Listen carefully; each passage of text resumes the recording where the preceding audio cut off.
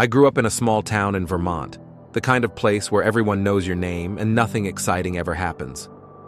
After college, I moved back to help my mother take care of my father, who had been diagnosed with early-onset dementia. It was a strange time in my life. I felt stuck, restless, and like I was waiting for something to shake me out of my routine. One Sunday, my mother convinced me to go to church with her. I wasn't particularly religious, but I figured it would be good for her, and maybe even for me. That's where I first saw her, a woman I'd never seen before, sitting quietly in the back pew. She was striking, long dark hair, pale skin, and deep, knowing eyes. Something about her seemed out of place, like she didn't quite belong there. After the service, she was outside, standing alone. I don't know what made me walk up to her, but I did. Her name was Elise. She spoke softly, with a calm presence that drew me in. We talked for a while about the town, the weather, small things, but there was an undeniable connection. She told me she and her family had recently moved into the area. I asked where, but she only gave a vague answer, saying it was a bit outside of town. Over the next couple of weeks, I kept running into her, at the grocery store, at the park, once even at the library. Each time we talked a little longer, grew a little closer. I asked if she wanted to go out sometime, and she smiled, nodding. We planned to meet that Friday evening. That night I picked her up outside the church. She was wearing a white dress, simple but elegant and barefoot. I laughed and asked if she wanted to grab her shoes, but she just shook her head. "I like feeling the ground beneath me," she said.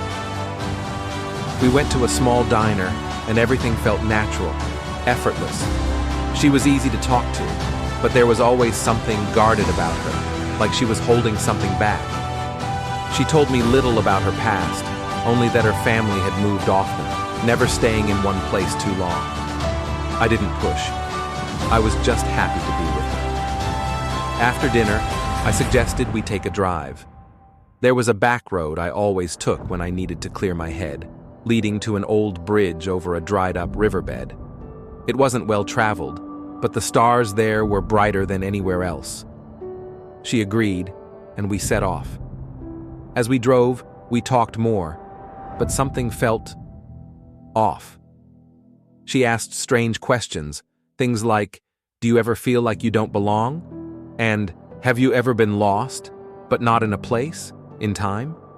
I chuckled nervously, brushing it off, but something in her voice made me uneasy. When we reached the bridge, I parked the car, and we got out. She walked to the edge, staring down at the dry riverbed below. The wind picked up, making her dress ripple. "I used to come here," she whispered. I frowned. "You said you just moved here." She turned to me, her eyes sad. "I did, and I didn't." I didn't understand. Before I could ask, she stepped closer. Her hand was ice cold when she touched mine. "Thank you for bringing me home," she said softly. Then, right before my eyes, she faded, like mist in the morning sun. One second she was there, and the next, she wasn't.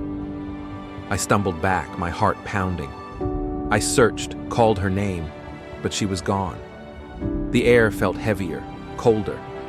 I got back in my car and drove, barely able to think. The next morning, I told my mother what had happened. She paled. "That bridge," she said, voice shaking. "Years ago, a girl disappeared there. They searched for weeks, but never found her. Some say she never left." I never drove that back road again.